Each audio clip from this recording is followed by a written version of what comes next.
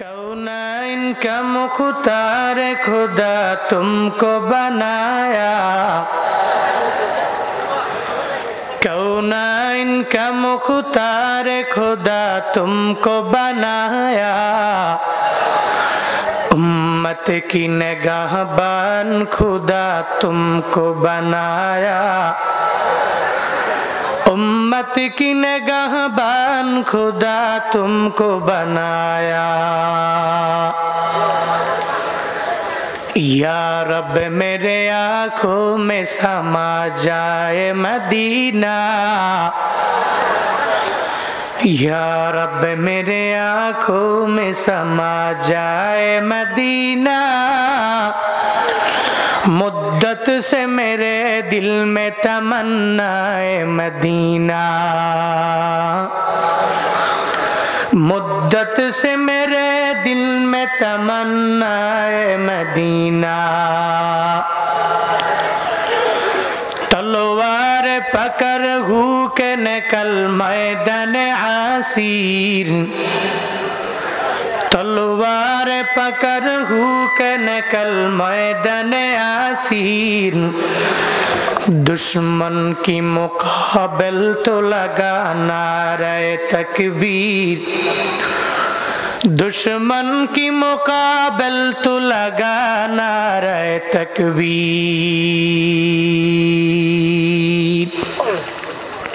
या इलाही आलिमुल गैब है, या इलाही तो मेरा मालिक है, या इलाही भी को नदशम सो कमार, या इलाही भी को नदश जरो हजार, या इलाही भी को नद अर्दो समा, या इलाही मी को नद जाऊं हवा।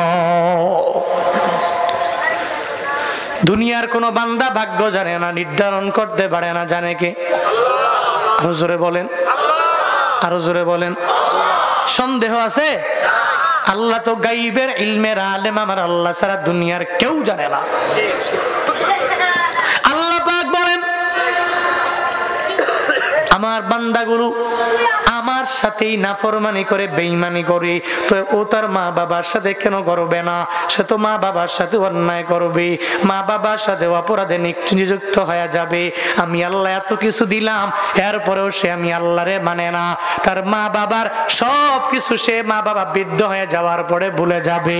আল্লাহ বলেন না না, তোমার মা তোমারে গর্বে নিয়ে নিয়ে বড় করলো, ওই মা যে তোমারে গর্ব নিল, তোমার বউ তোমারে গর্বে নিয়ে বড় করে নাই, তোমার বন্ধু তোমারে গর্বে নিয়ে বড় করে নাই, তোমার বান্ধবী তোমারে গর্বের মধ্যে নিয়ে বড় করে নাই, দুনিয়ার কেউ তোমার জন্য এত কষ্ট করে নাই যেই কষ্টটা ওই মা গর্বে নিয়ে নিয়ে করলো রে বাবা।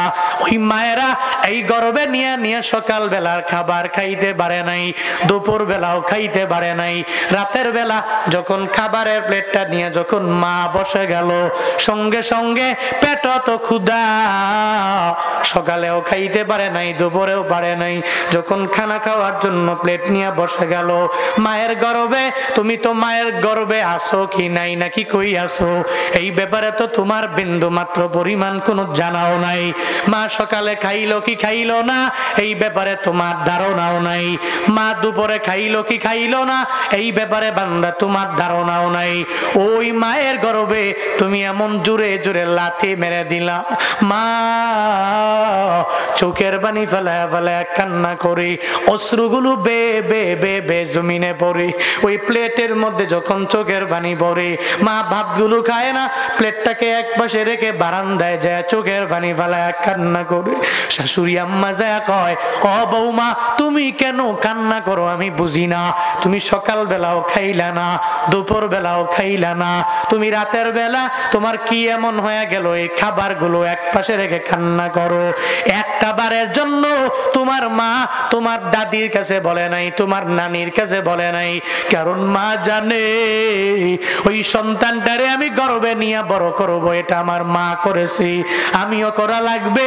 আল্লাহ যদি আমার কোনো কন্যা দেয়, ওই কন্যাটা বড় হয়ে যাওয়ার পরেও এক পরিমাণ কষ্ট করা লাগবে। তুমি দুনিয়াতে আসার পরে ওই মায়েরে মা বলে ডাক দিয়া দিবারে বাবা, যখন তুমি মায়েরে আম্মু বলে ডাক দাও, মা তখন চিন্তা ভাবনা করে আমার সন্তানটা এই যে গর্বে নিয়ে নিয়ে আমি মা এত কষ্ট করলাম, আমি দিনের বেলা খাইতেও পারি নাই, রাতের বেলাও পারি নাই, আমার এই সন্তান দুনিয়াতে আসার পরে আমি মায়ের যদি মা বলে ডাক দেয়, আমি মায়ের আত্মাটা অটোমেটিক শান্তি পেয়ে যায়। দুনিয়ার মায়েরা সন্তানের জন্য এত পরিমাণ করে না, বউ করে না, পরিবারের কেউ করে না, যেই পরিমাণ মায়েরা করে। কিন্তু কপাল পোড়া যুবকেরা, তোমরা তো একটু বড় হয়ে যাওয়ার পরে, একটা বউ নেওয়ার পরে তোমরা মায়ের এত পরিমাণে ভুলে যাও, তোমরা বাবারেও তোমরা ভুলে যাও, তোমাদের মানুষই মনে করো না। আবার অনেকে আছে ওই মা বাবারে দইরা নিয়ে নিয়ে বৃদ্ধাশ্রমে দিয়া দেয়, যদিও গ্রামে নাই, শহরের বাড়িতে বিভিন্ন স্মার্ট লোকেরা, যে সন্তানেরা এদের বউ স্মার্ট কথা বলে, গ্রামীণ কথা বলতে জানে না, সুন্দর করে বলতেও পারে না, এজন্য মায় বাসার মধ্যে থাকলে বারবার বলে, সন্তান রে ফজরের নামাজ পড়লে তোমার ফায়দা হবে, জোহরের নামাজ পড়লে তোমার ফায়দা হবে, আসরের নামাজ পড়লে তোমার ফায়দা হবে, মাগরিবের নামাজ পড়লে তোমার ফায়দা হবে।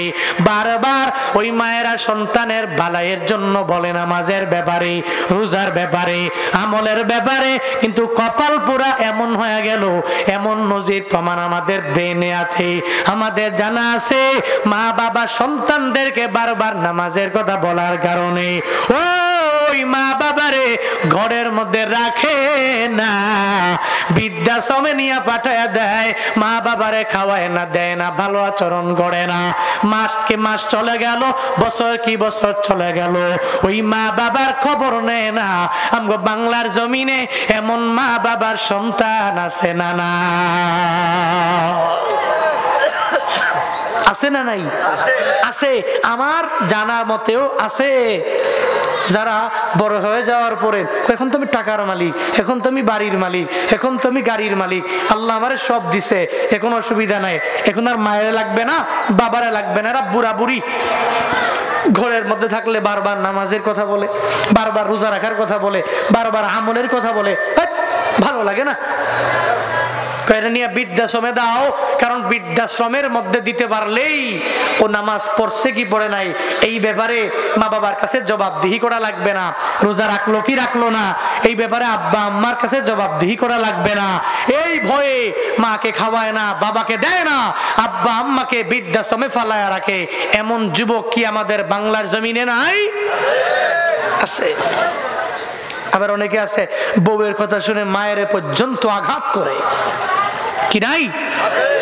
আছে। বাহির থেকে কাজ করে আসার পরে হঠাৎ করে বলে দিল, বউ জানায়া দিল, তোমার মায়ের তুমি সামলাও, যদি না সামলাও তাহলে আমার মেজাজ বড় খারাপ হয়ে যাবে। তোমার মা বারবার বারবার আমারে ধমক দেয়, আমার সাথে কটু কথা বলে। এটা বলার পরে সঙ্গে সঙ্গে সন্তানটা বউয়ের কথা শুনে মাথা গরম হয়ে গেল, ওই মায়ের কাছে যাইয়া একটা পা দিয়া মায়ের লাথি মেরে দিল। এমন নিমক হারাম যুবক আমাদের বাংলার জমিনে আছে, যারা বউয়ের কথা মেনে মেনে মায়ের সাথে অন্যায় করে অপরাধের মধ্যে নিযুক্ত হয়ে যায়। ও আল্লাহর বান্দারা, আল্লাহ জানে তুই বেঈমান হয়ে যাবা, তুই অকৃতজ্ঞ হয়ে যাবা।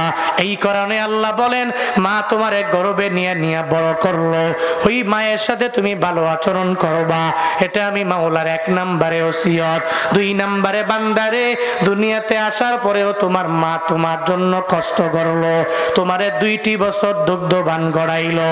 ওই মা, যেই মা এত পরিমাণ কষ্ট করে গর্বে নিয়া দুগ্ধবান গড়াইয়া তোমারে লালন পালন করে করে এত সুন্দর করে তোমাকে যেই মা বড় বানায়া দিল, আজকে তুমি কি পরিমাণ বেঈমান হয়ে গেলা।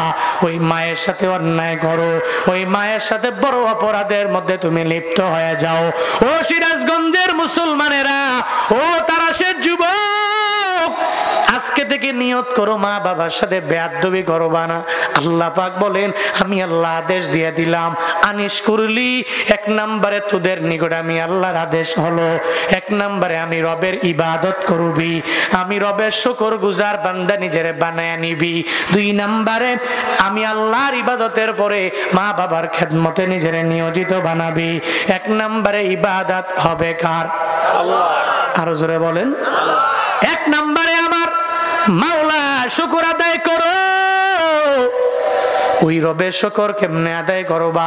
এই যে একটু আগে পড়াইলাম, আলহামদুলিল্লাহি হামদান কাসীরা তাইয়িবান মুবারাকান ফি, ইয়া রাব্বি লাকাল হামদু কামা ইয়ানবাগি লিজালালি ওয়াজহিক ওয়া আযীমি সুলতানিক, লাকাল হামদু বিল কুরআন, লাকাল হামদু বিল ইসলাম, লাকাল হামদু বিল ঈমান।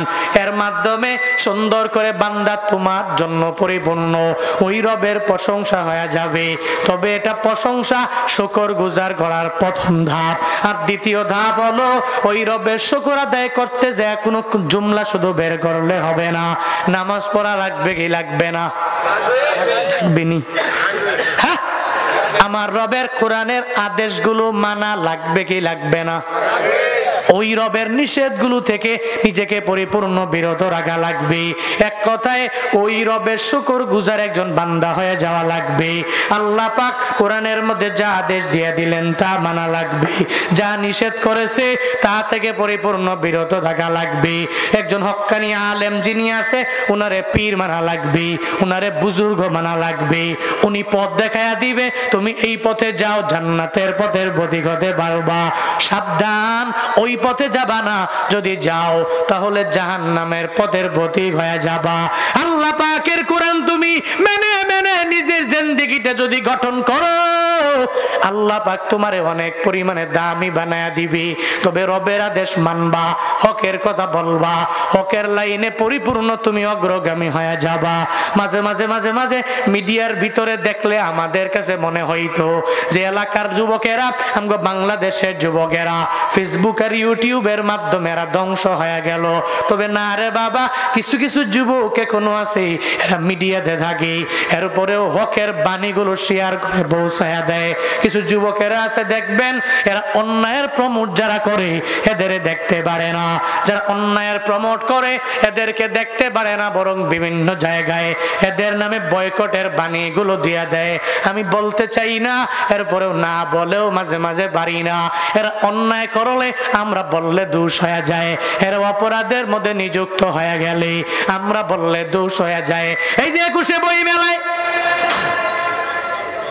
দুইজন আছে, নামটা বলতে চাইছিলাম না, এর উপরেও বলি, তিশার মুশতাক নামে দুইজন 21শে বই মেলা থেকে যুবকেরা এত পরিমাণে বয়কট করে তাড়ায়া দিল, ওই বই মেলা থেকে বের করে দিল। কেন বের করেছে?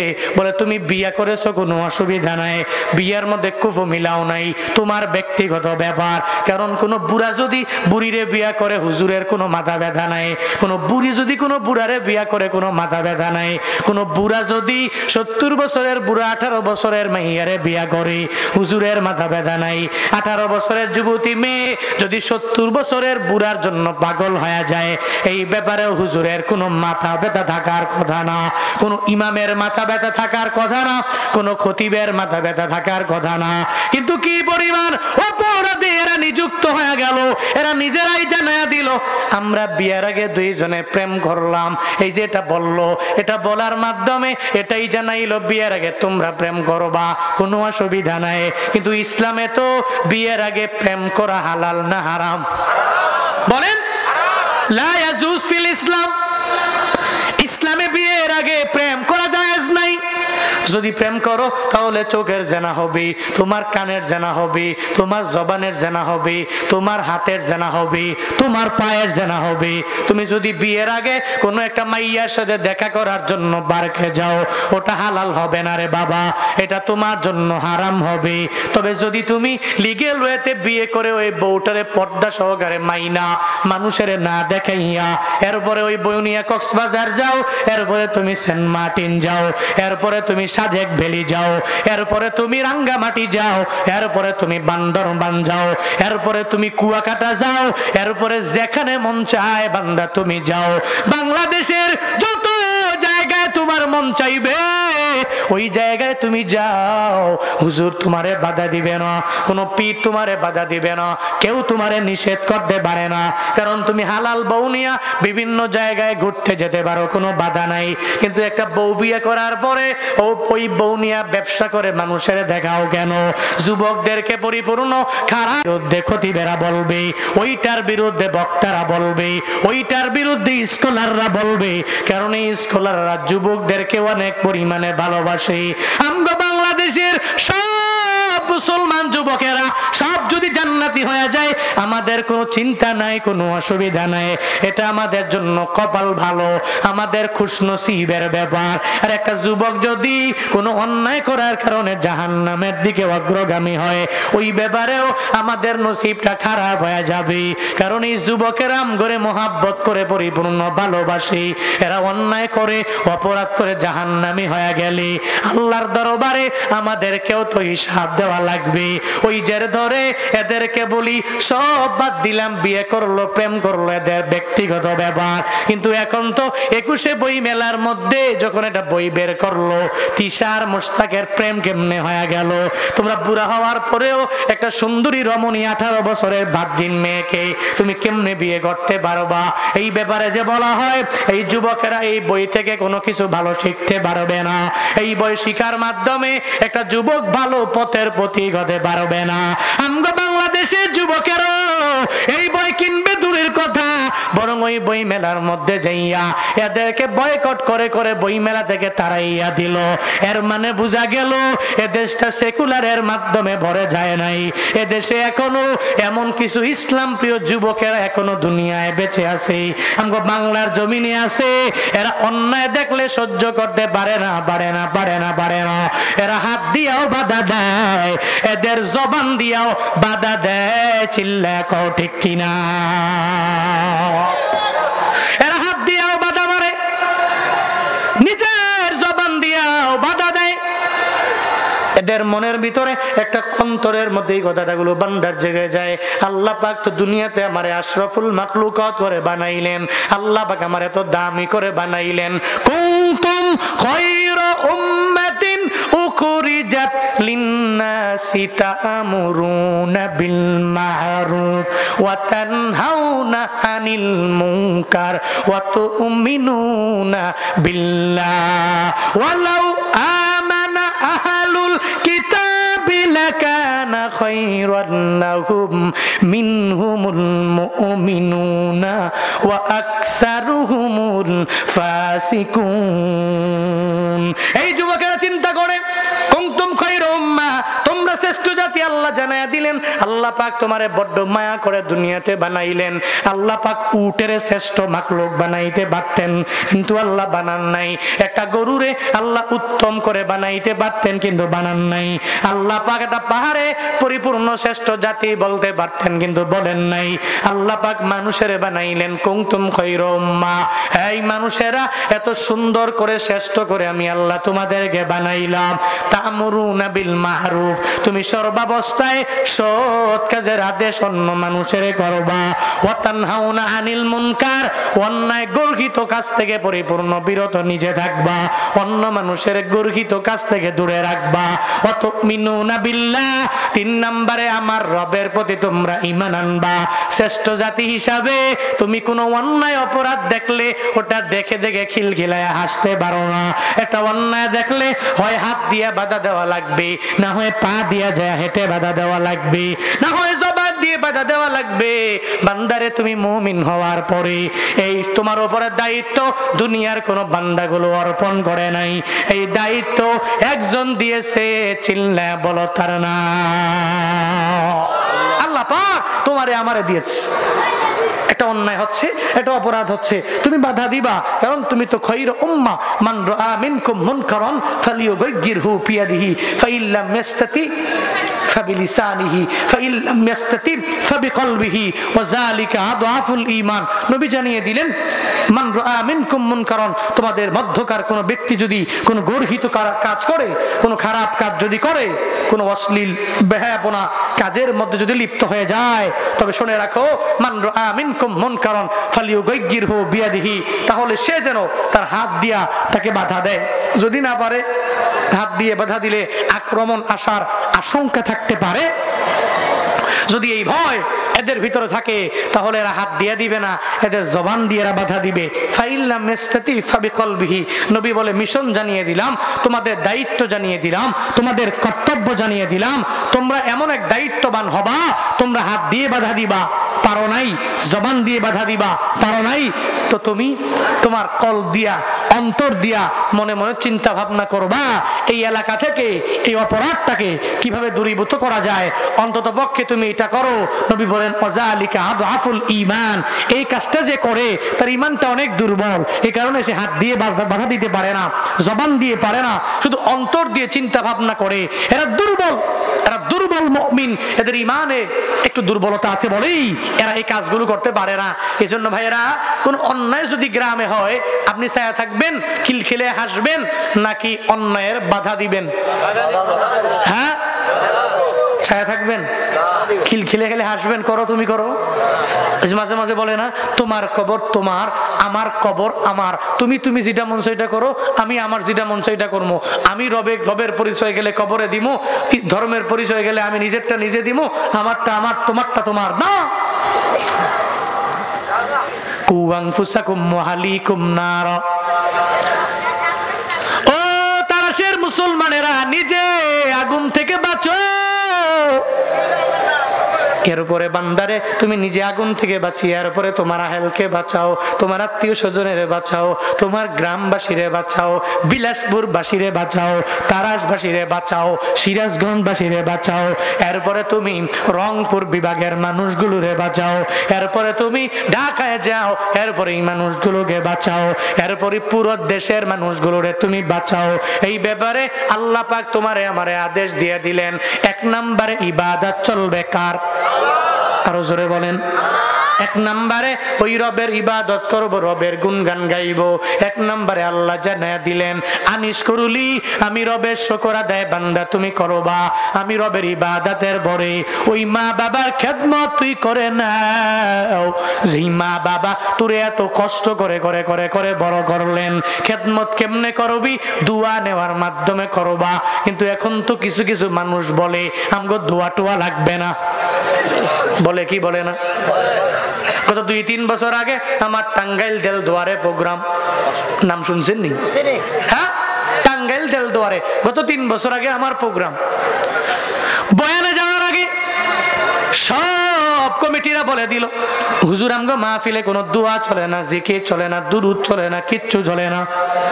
সঙ্গে সঙ্গে এটা বলে দিল। এটা বলার পরে আমি অবাক হয়ে গেলাম, আরে এটা কি বলে? এই মাহফিলে নাকি দোয়াও চলে না, কোনো জিকিরও চলে না, কোনো দুরুদও বলে চলে না। আমি বললাম, আপনাদের দোয়া না লাগতে পারে, আমার দোয়া লাগবে, আমি দোয়া নিয়ে অগ্রগামী হয়ে যাওয়া লাগবে। সঙ্গে সঙ্গে আমি ওই মাহফিলে দোয়া করলাম, কারণ আমি জানি আমি যে এত পরিমাণে দৌড়াই, আমি তো দোয়া ছাড়া চলতে পারি না। দোয়া নামক এমন এক তরবারি নিয়ে আমি দৌড়াই, দোয়া নামক এমন এক যন্ত্র নিয়ে আমি দৌড়াই, দোয়া নামক এমন এক গাড়ি নিয়ে আমি দৌড়াই। পুরো বাংলাদেশে বয়ান করি, আল্লাহর কসম, ইলিম নাই, হিলিম নাই, আমল নাই, এরপরেও কেমনে দৌড়াইলাম, এভাবে কেমনে দৌড়াই। আল্লাহ কেন এতদিন পর্যন্ত বাজায় রাখলো?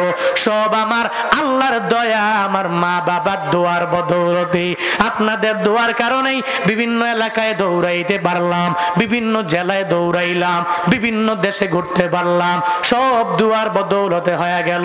ও আল্লাহর বান্দারা, যারা বলে দোয়া লাগে না, তাদের বলবেন, তোমার দোয়া লাগলে লাগবে না, না লাগলে নাই, ব্যক্তিগত ব্যাপার।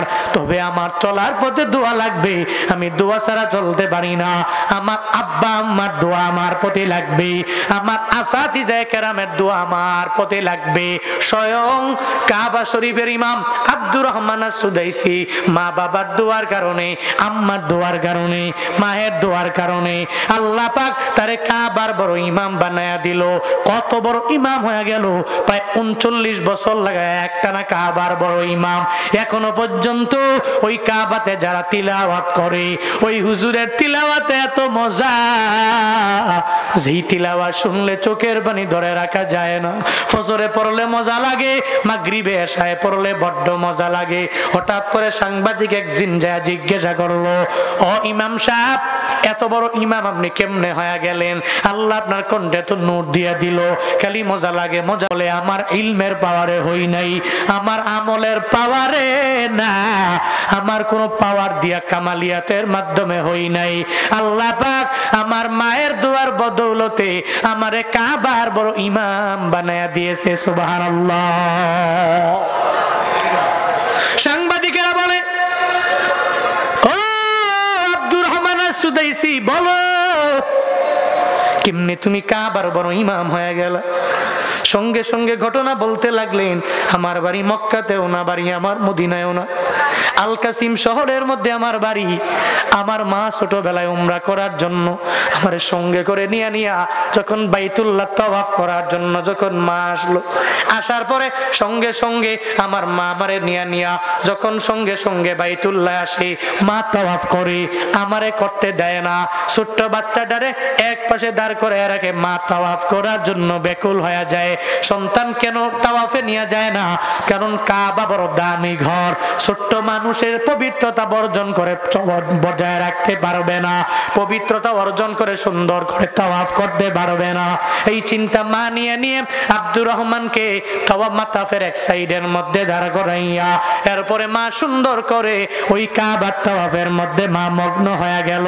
একটা পর্যায়ে যাইয়া যখন মা 2-3টে তাওয়াফ করার পরে, ঘুরান দেওয়ার পরে, মা তাকায়া দেখে সন্তানটাকে আমি এক জায়গায় রেখে আসলাম, ওই জায়গায় আছে কি না আমার একটু জানা লাগবে। মা যায় দেখি ওই জায়গায় আব্দুর রহমান নাই। কই, এতগুলা মানুষের মধ্যে যদি হারায়া যায়, আমার সন্তান হারায়া গেলে আমি কোন জায়গায় গেলে পাবো? সঙ্গে সঙ্গে মায়ের মনটা তো বানায় না, আউলা কেসে পাগল বেশে মা দৌড়ায় দৌড়ায়, কোথায় আমার ছেলেটা চলে গেল। সঙ্গে সঙ্গে মা যায় দেখে সন্তানটা কাবার কালো গিলাপ ধরে ধরে আর আমার মাওলার লাব্বাইকের স্লোগান দেয় আর তাওয়াফ করে। সুবহানাল্লাহ। মায়ের মনটা বড় হয়ে গেল। সন্তানটারে জিজ্ঞাসা করে, এই সন্তান, তুমি এই কাবার গিলাপ ধরে ধরে কেন আসলা? এটার পবিত্রতা বজায় রেখে তুমি চলতে পারবা না। সন্তানটারে ধমক দিয়া মা আবার নিয়ে চলে গেল। সন্তানটারে মাথাফের এক সাইডে রেখে মা সঙ্গে সঙ্গে আবার তাওয়াফ করার জন্য বেকুল হয়ে পড়লো। 2টা ঘুরান দিল, আবার যাওয়ার পরে দেখে যে এই সন্তানটারে এক জায়গায় দাঁড় করে রাখে আসলাম, ওই জায়গায় সন্তানটা নাই। আবার মা তো জানে সন্তানটা আমার কাবার প্রতি এত পরিমাণে দুর্বল হয়ে গেল, আমার এই সন্তানটা কোথায় গেল? এই ব্যাপারে মায়ের বাদ ধারণা আছে। সঙ্গে সঙ্গে যায় দেখি এই সন্তানটা ওই কাবার বড় পাগল, ওই কাবার গিলাপ ধরে ধরে সন্তানটা সঙ্গে সঙ্গে তাওয়াফের জন্য নিজের মত্ত বানায় নিল। মা যায় বলে, সন্তান রে, এই কাবায় কেন বারবার তুমি আসো? তোমারে মাতাফের এক সাইডে আমি দাঁড় করে রাখি, কিন্তু এটাকে জিয়ারা করার জন্য, তুমি একটু ঘুরানোর জন্য কেন বারবার এটারে ধরো? সন্তান রে, এই ঘর দামি ঘর, তার পবিত্রতা বজায় রেখে তুমি চলতে পারবা না। সঙ্গে সঙ্গে বলে, মা, এই দুনিয়াতে আমি কতগুলা ঘর আমি আমার নিজের জীবনে দেখলাম, কিন্তু মা রে, এই ঘরের মতো এত সুন্দর ঘর আমি কোথাও দেখলাম না।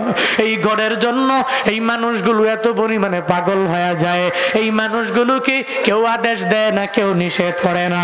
এখানে আসলে হিন্দু আর মুসলমান 2 দলের মাঝে বিন্দু মাত্র পরিমাণ কোনো পার্থক্য নাই। বাংলাদেশের এমপি গেলে যেই দাম, মন্ত্রী গেলে একই পরিমাণে দাম। আপনাকে তারাস এলাকার একটা রিক্সার ড্রাইভার গেল, ওখানে দাম অনেক, কারণ বাইতুল্লাহর মেহমান যারা, এদের মাঝে বিন্দু মাত্র পরিমাণ কোনো ফরক নাই, বিন্দু মাত্র পরিমাণ কোনো পার্থক্য নাই, বিন্দু মাত্র পরিমাণ কোনো ডিফারেন্স নাই। এবার জানা দিল মারে আমি কাবার মতো এত সুন্দর ঘর আমি দুনিয়ার কোথার মধ্যে দেখি নাই গো মা, এজন্য কাবা দেখে দেখে আমার বড্ড মজা লাগে গো মা, আমি কাবা দেখার জন্য ব্যাকুল হয়ে গেছি। আর এই কাবা ঘুরে ঘুরে ঘুরে ঘুরে আমি তাওয়াফ করি। তারাশের মুসলমানেরা, এই বিলাসপুরের মুসলমানেরা, জীবনে যদি আল্লাহ তোমারে তৌফিক দেয়, আল্লাহ যদি তোমার জীবনে মক্কায় নিয়ে যায়, আল্লাহ যদি তোমার জীবনে মদিনায় নিয়ে যায়, ও দিন গেলে দেখবা এই বাইতুল্লাহ দেখলে চোখের বাণী ধরে রাখা যায় না, অটোমেটিক্যালি একটা চিন্তা মনের মধ্যে চলে আসবে, আল্লাহর ঘর, যেই ঘর আমি মোবাইলে দেখলাম, আল্লাহর ঘর যেই ঘরের দিকে ফিরে ফিরে সিনা ফিরাইয়া আমি তারাশের বড় মসজিদে নামাজ আদায় করলাম, ওই ঘরের দিকে ফিরে সিনা না ফিরাইয়া নামাজ না পড়লে ওই বান্দার নামাজ কবুল হবে না। এত এত দামি ঘর, ওই ঘরে যাইতে পারলে তোমার এত ভালো লাগবে, তুমি চোখের বাণী ধরে রাখতে পারবা না। ও আল্লাহর বান্দারা, এই ময়দানে এমন কেউ নাই মক্কায় যেতে চাও না, মদিনায় যেতে চাও না, আমার নবীর পাগল তোমরা হতে চাও না, আমার নবীর খাঁটি আশেক তোমরা হতে চাও না রে বাবা। কে কে এই ময়দানে আসো, মক্কা মদিনা যাবা, এই গভীর রাতে একটু দুইটা হাত তুলে আমার আল্লাহরে দেখায়া দাও। আল্লাহ তুমি সবাইকে জীবনে একবার হলেও মক্কা মদিনায় নিয়ে যাও, সকলেই বলি আমিন। আরো জোরে পড়েন, আরো জোরে পড়েন আমিন। মনে বড় আশা ছিল যাব মদিনায়, মনে বড় আশা ছিল যাব। কি পারেন না আপনারা? মদিনার জন্য মন কাঁদেনি? যাওয়ার মতো নিয়ত আসেনি? আসেনি ইনশাআল্লাহ। লাখ টাকা কোটি টাকার মালিক, টাকা পড়ে দিয়েছে ব্যাংকে, 70 বছর 60 বছর হয়ে গেছে, এখনো মক্কা মদিনায় যেতে পারে নাই। কপাল খারাপ, বদনসিব, কপালে নাই, ভাগ্যে নাই, যেতে পারে না। আর একজন গরিব মানুষ, আর একজন ব্যক্তি বলছে, কিরে তুমি এত বারবার মদিনার পাগল কেন? কয় ভাই মদিনা যাইতে পারলে আমার মনটা বড় হয়ে যেত। কয় যা, আমি তোরে দিয়ে দিলাম, তোর ব্যবস্থা আমি করলাম, যা তুই মক্কায় যা, তুই মদিনায় যা, টাকার মালিক না, এর বড় আল্লাহ নিয়ে যায়। এটা টাকার বাহাদুরি চলে না, এখানে কবুলিয়াত লাগে, ঠিক কিনা? একটু মন থেকে পড়েন। মনে বড় আশা ছিল মদিনায়, মনে বড় আশা ছিল, সালাম আমি করব গিয়ে, সালাম আমি নবীর রওজায়,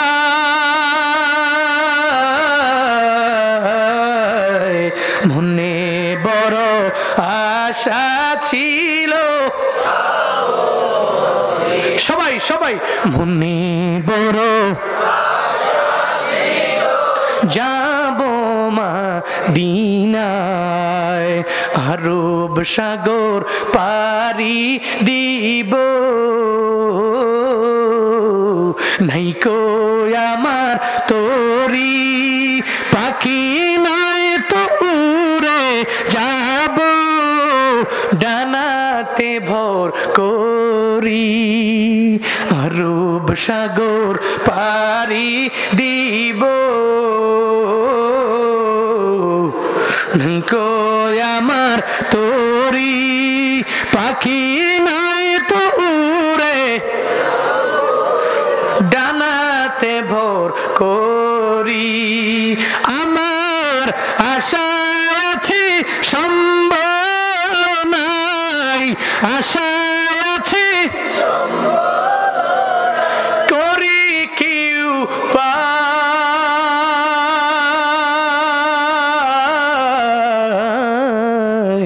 মনে বড় যাব মদিনায়, মনে বড় যাব মদিনায়, মনে বড়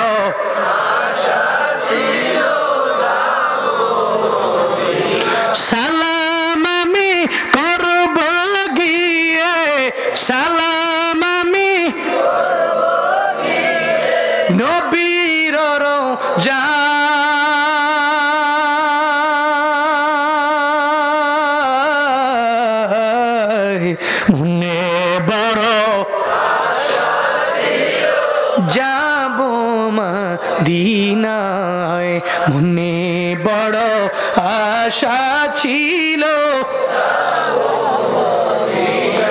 মনে বড় আশা ছিল। আল্লাহ জীবনে একবার হলেও তুমি মক্কা মদিনা জিয়ারতের জন্য প্রত্যেককে কবুল করিও। জোরে পড়ে না আমিন, মন থেকে পড়ে না আমিন। আল্লাহ যারা গিয়েছে এদেরকে তুমি বারবার তোমার ঘরের মেহমান তুমি বানাও, পড়ে না আমিন। আব্দুর রহমান আসুদাইসি বলে, মা এই ঘরটা দেখলে খালি ভালোই লাগে, এই জন্য তুমি আমার মাথা ফের এক সাইডে দাঁড় করে রাখলেও ঘরের দিকে তাকায় এটাকে ধরে ধরে তাওয়াফ করতে আমার বড্ড মজা লাগে। মা আল্লাহর দরবারে জানায়া দেয়, ও দয়ার মালিক, আমার সন্তানটাই বাইতুল্লাহ নাকি বড় ভালো লাগে, বড় মজা লাগে, দেখলেই নাকি অটোমেটিক শান্তি লাগে।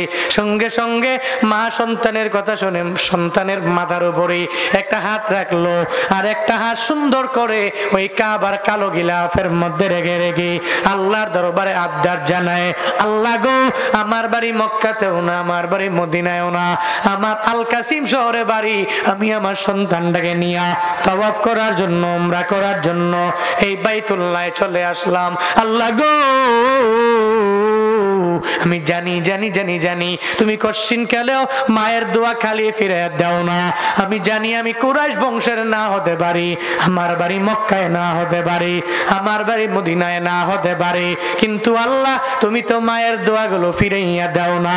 আমি মন থেকে আমার এই সন্তানের মাথার উপরে একটা হাত রেখে দিলাম, আর একটা হাত বাইতুল্লাহর কালো গিলাফের মধ্যে দিয়ে দিলাম। ও আল্লাহ, আমি মায়ের দোয়ার বদৌলতে কি আমার সন্তানটাকে এই কাবার বড় ইমাম বানায়া দেওয়া যায় না? আব্দুর রহমান আসুদাইসি বলে, ও সাংবাদিকেরা, আমার কামালিয়াত না, এটা আমার বুজুর্গি না, আমার ইলমের পাওয়ার না, আমার হিলমের পাওয়ার না, আমার আমলের পাওয়ার না, বরং আমার মায়ের দুয়ার বদৌলতে আল্লাহ আমারে কাবার বড় ইমাম বানায়া দিলেন। বান্দারে, তোমার মায়ের দোয়া করতে দেরি আমার মাওলার আরশে আজিম পর্যন্ত পৌঁছতে দেরি হবে না। ওই মা যদি আবার বদদোয়াও করে আরশে মুআল্লা পর্যন্ত পৌঁছতে দেরি হবে না। আজকে থেকে তুমি নিয়ত করে নাও, ওই মা বাবার সাথে বেয়াদবি করবা না, অন্যায় করবা না, কোনো অপরাধ করবা না। আজকে তুমি তো 20 বছর পর্যন্ত তোমার আচরণটা ভালো, হঠাৎ করে আচরণটা কেমন জানি হয়ে গেল। মায়ের সাথে ভালো করে তুমি ডাক দাও না, বাবারে তুমি ভালো করে ডাক দাও না। ও তারাশের যুবকেরা, ও বিলাসপুরের যুবকেরা, আজকে থেকে মনোযোগের কান লাগায় শুনিও। বাড়িতে যাইও, মা যদি দুনিয়া আল্লাহ বাঁচায় রাখে, ওই মার কাছে যাইয়া বলবা, মা তোমার দোয়া ছাড়া আমি দুনিয়াতে কিছু করতে পারবো না, মা তোমার দোয়া ছাড়া আমি কিয়ামতের ময়দানেও জান্নাত পাবো না। মা রে, তুমি আমার জন্য একটু দোয়া করে দাও। ওই মায়ের দোয়া নিয়ে তুই আগাইও, আল্লাহ তোরে এত পরিমাণে দামি বানায়া দিবে, আল্লাহ তোরে তোর মনের বাসনা পূরণ করে দিবে। আল্লাহ পাক এজন্যই তো নিজেই জানিয়ে দিলেন, বান্দারে, 1 নম্বরে ইবাদত আমি মাওলার করবি। আমি রবের ইবাদত যখন শেষ হয়ে যাবে, মসজিদ থেকে যখন ঘরের মধ্যে যাবি, তোর মা বাবার খেদমতে লিপ্ত হয়ে যাবি। আনিশ কুরুলি ওয়ালি ওয়ালিদাইক, 1 নম্বরে আমি মাওলার শুকর আদায় তুই করবি। 2 নম্বরে মা বাবার খেদমতে নিজেরা লিপ্ত বানায়া নিবি। তবে সাবধান রে বান্দা, বুড়ো হয়ে যাওয়ার পরে ওই মায়ের সাথে উফ শব্দটা তুই ব্যবহার করবি না। ওয়াকাযা রাব্বুকা আল্লা তা'বুদু ইল্লা ইয়াহু ওয়া বিল ওয়ালিদাইনি ইহসানা ইম্মা ইয়াবলুগান্না ইনদাকাল কিবারা আহাদুহুমা আও কিলাহুমা ফালা তাকুল লাহুমা উফফিন ওয়ালা তানহারহুমা ওয়া কুল লাহুমা কওলান কারীমা ওয়াকফিদ লাহুমা জানাহায যুল্লি মিনার রাহমা ওয়া কুর রাব্বিরহামহুমা কামা রাব্বায়ানি সগীরা। আল্লাহ পাক জানায়া দিলেন, হে নবী, হে আপনার উম্মতেরই আপনি পরিপূর্ণ নসিহত করবেন, এদের উপদেশ দিয়ে দিবেন। আপনার রব এদেরকে এক আল্লাহর ইবাদত করার জন্য আদেশ দিয়েছে। আল্লাহ ছাড়া দুনিয়ার কোনো ব্যক্তির পায়ের মধ্যে এরা সিজদা দিবে না, কোনো শিরক করবে না, আল্লাহর সাথে কাউকে শরীক লাগাবে না। এক নম্বরে আমার মাওলার গুণ কীর্তন করবে, ওই রবের জন্য পরিপূর্ণ হয়ে যাবে, সঙ্গে সঙ্গে রবের কুদরতি পায়ে সিজদা দিবে। এক নম্বরে রবের ইবাদত করবে। ওয়াবিল ওয়ালিদাইনি ইহসানা, দুই নম্বরে আব্বা আম্মার সাথে ইহসানের সাথে ভালো ব্যবহার করবে। ইম্মা ইয়াবলুগান্না ইনদাকাল কিবার, যদি ওই মা বাবা বার্ধক্যে উপনীত যদি হয়ে যায়, আহাদুহুমা আও কিলাহুমা, তাদের দুইজনের একজন অথবা দুইজন যদি একটু বৃদ্ধ হয়ে যায়, ফালা তাকুল্লাহুমা উফিন ওয়ালা তানহারহুমা, হ্যাঁ নবী হে, আপনার উম্মতের আপনি বলেন এই সন্তানেরা তাদের মা বাবা বৃদ্ধ হয়ে যাওয়ার পরে এরা কশিন কেন উফ শব্দটা ব্যবহার করবে না, এদেরকে ধমক দিয়ে কোনো কথা এরা বলবে না, এদের সাথে এমন পরিমাণে ইহসান করবে। ইহসানের ব্যাখ্যা কি জানেননি?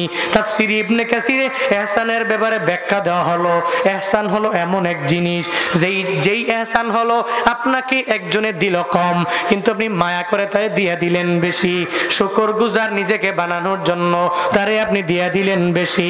আপনার মা বাবা যদি ছোটবেলায় আপনারে সুন্দর করে খাওয়াইতে যদি না পারে, আপনাকে যদি কাপড় চোপড় দিতে না পারে, আপনি আপনার মা বাবা বৃদ্ধ হয়ে যাওয়ার পরে আপনি যদি মনে করেন আমার আব্বা আম্মা তো ছোটবেলায় আমারে দেয় নাই, আমি তারে কেন দিয়ে দিব, মা বাবা যতটুকু দিতে পেরেছে এর চাইতে বেশি আপনার দেওয়া লাগবে, এর মানে হলো ইহসান। আর আল্লাহ পাক মা বাবার সাথে এই ইহসান করার ব্যাপারে আদেশ দিয়ে দিলেন।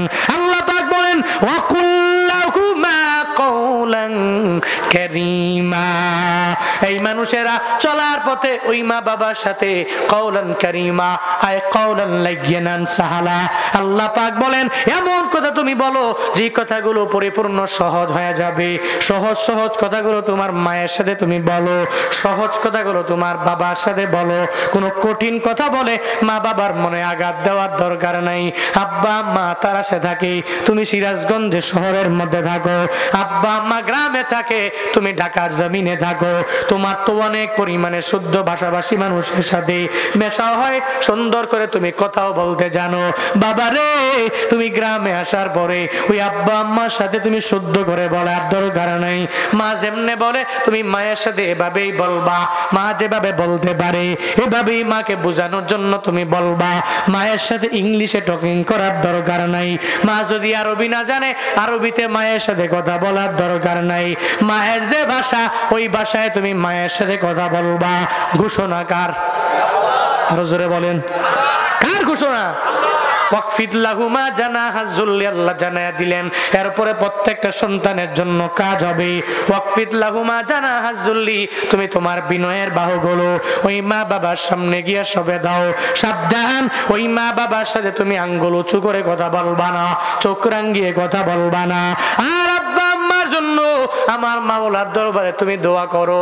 সবে আমার সাথে পড়েন, রব্বিরহামহুমা কামা রব্বায়ানি সগীরা। আয় রব্বি কারীম, আমার মা বাবা ছোটবেলা আমারে যত কষ্ট করে লালন পালন করলো, এত মায়া করে আমারে বড় বানাইলো, আমি মায়ের গর্ভে বড় হইলাম। দুনিয়াতে আসার সময়ে আমার মা আমার জন্য রক্ত ঝরাইলো, দুনিয়াতে আসার পরেও মা আমাকে 2টি বছর দুগ্ধবান করাইলো।